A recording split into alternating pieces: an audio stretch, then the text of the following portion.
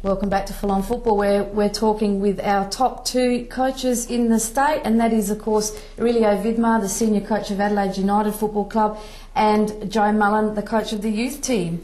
Joe, yourself, you're part of, again, historical moment, the FFA inaugural Youth League, and you've got very similar roles but very different, because you've got these young guys who are obviously very, very talented, and you now have got to develop them and get them A-League ready. Certainly, that is the whole objective of the Youth League. Is well, it serves two purposes. One is for Viddy, if he's got any senior players that he wants to play in that Youth League, they've got a viable competition they can play in to come back from either injuries or suspension. So it serves the A-League players in a very good way.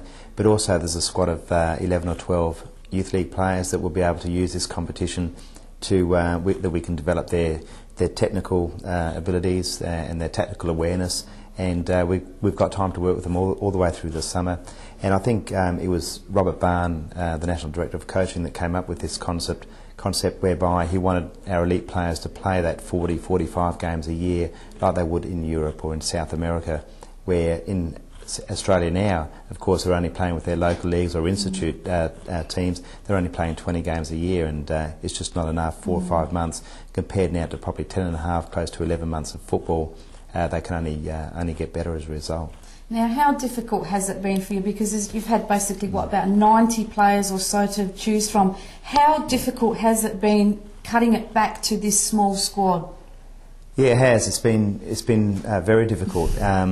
I went to every Super League, Premier League and State League senior coach to talk to them about who they thought was probably worthy of consideration for this team. They're the ones that have got eyes, seeing these players week in, week out at training and in the game. So speaking to those coaches, they recommended certain players that I should look at, and I must say that the majority of players that have been recommended have been good quality. The hard bit, of course, is because there's only so many numbers that we can have, it's leaving good players out and good quality people out of these 11 is going to be difficult, but it's better than nothing. And you go back 12 months and nobody was getting a shot in the National Youth League, so at least now around the country there's a squad of 90, there's 90 odd players, good young players, 12 here in Adelaide, and of course the other 6 clubs, so it gives them an opportunity, and I'm very excited to be working with them. Now, can I just ask, are the guys that are fringe players, or like some of those that are left out that are a bit higher quality than, because you've got a wide range obviously, are they going to have the opportunity, like Adelaide United, give guys to come in and train with them? My intention is certainly to have some players almost as a train-on squad to train with us. So like a shadow squad type of thing, those players, of course, will have to train as much as the other players. It won't be a halfway house type of setup, so whoever is going to be invited to do that, it's either all or nothing. We'll also use the State Institute program, the SASI players. Those boys that are in at the younger age of the Youth League, the 1991 boys, we'll have them come and train with us as well. So we'll certainly have a squad that we can do work with, which will be good. And but there's only 11 or possibly 12 players that can be registered. If there's ever an injury, it gives an opportunity to somebody else, so we can have replacement players, but those players will come primarily, the first FFA's rule on that is the first port of call, we must go to the AIS to get players from there. However, they haven't got that many players left now, as all the different clubs have taken those players for their youth teams. So the second port of call is the SASI program. We can go and get boys from there. And when we do that, there's no age restriction, so we can take a 1991 or a 1992, which will encompass the current Joey's players as well. And then our third option is to go to local clubs. And of course, if we're going to go to local clubs, those boys will need to be training with us. Otherwise, their seasons, they're out of season, they wouldn't be fit, and they wouldn't be any use. So that there's the order of which we'll get injury replacement players as well. Absolutely fantastic for the youth players within South Australia. Yourself, Aurellia, obviously getting to the quarterfinals, fantastic, absolute brilliant. You scraped through that last game, but you got through. We're on our knees. Oh, definitely. But now you're back at square one, because you've got new players and you've got 4 Brazilians now. You think you were an essential beauty parlour over there, you've got that new Brazilians.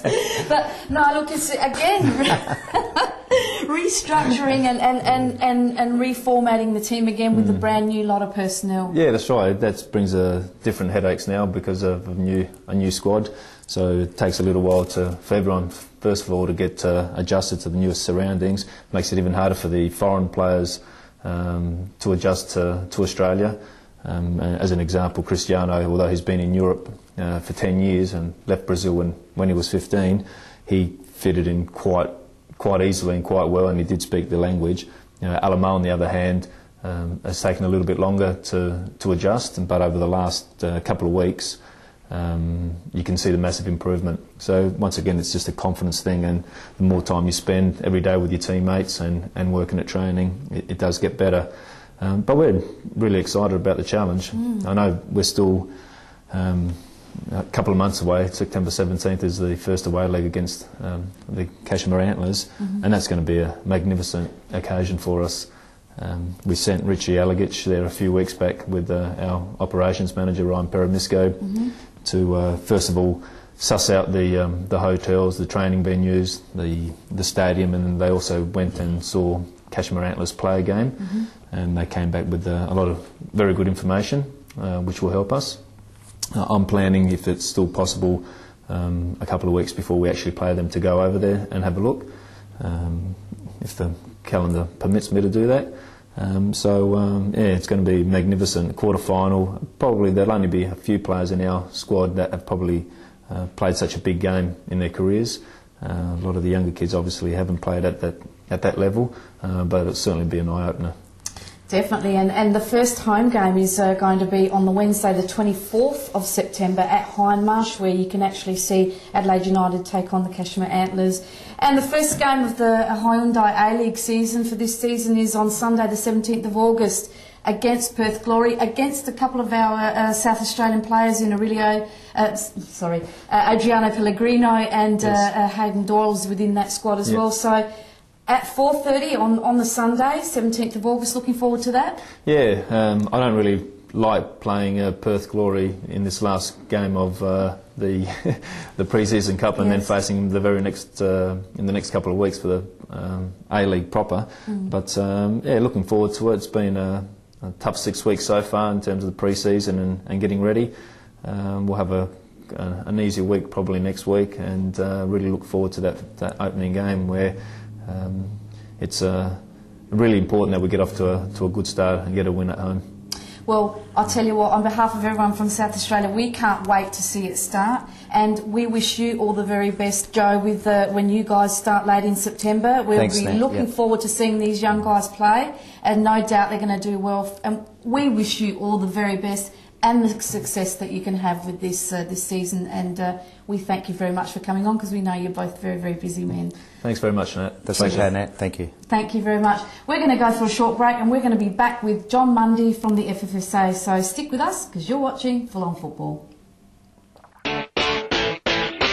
Here we go.